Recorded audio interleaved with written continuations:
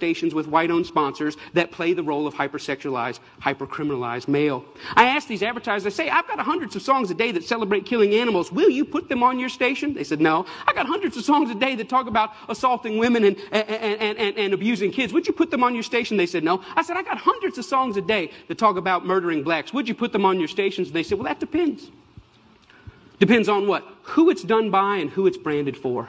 Because if we can get black folks to sing about it and we can brand it for our youngest black audiences, I think there's money to be made. I think there's American appetites to see these people that way.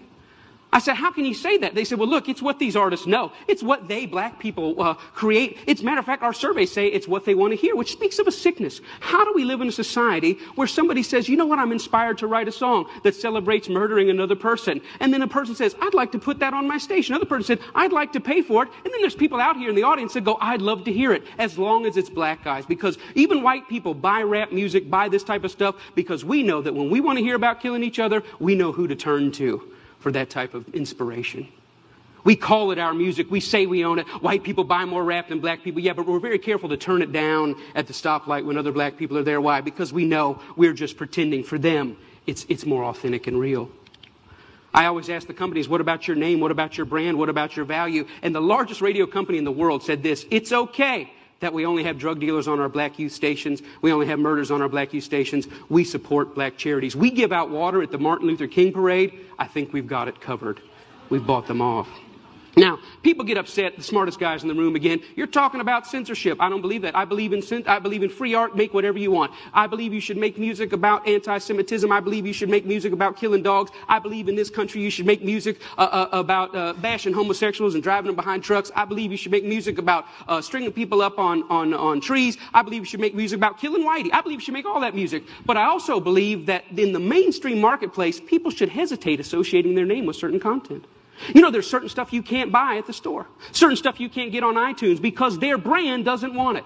But if you want to hear black people celebrating killing black people, they got thousands and thousands and thousands of those things to sell you. I don't think it's about censorship. I think it's about American cultural hypocrisy. Because here's the truth. These black entertainers, they can't sing just about anything. There's some stuff that'll get them fired. And they get dropped and they get fired and they get slapped on the wrist and they get disciplined all the time. Why? Because sometimes they step over the bounds. A very famous case is what happened with Rick Ross. Rick Ross is the Mammy Two Shoes, one of the many Mammy Two Shoes of our day. He's a black entertainer in a world carved out for him, and a role carved out for him by white entertainment companies. And one day he talked about, in the middle of a song that celebrated dealing drugs and killing blacks, he made a reference to date rape. And when he made that reference to date rape, that set social media on fire. That got 100,000 petitions in 24 hours. Hey, buddy, date rape is no joke.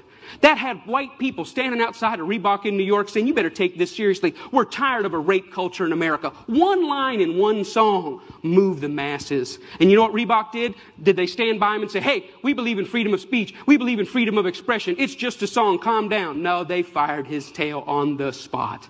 The president came out and said, this goes against our high standards. He's gone against the values of our brand. Shame on Rick Ross. We're disappointed. He doesn't know how serious date rape is. And when I saw that, I thought, wow, how convenient. Isn't that amazing?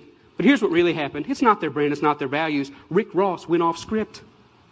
He was hired to get black customers, and they think that black customers go with black bait. And in America, black bait is the hypercriminalized, hypersexualized portrayal of black people. And as long as he had sung about that, the stuff that got him hired, he still have a job at Reebok. But when he touched other sensitivities that affect us, he lost his job. See, the truth is, it's not they that need to change. It's we that need to change.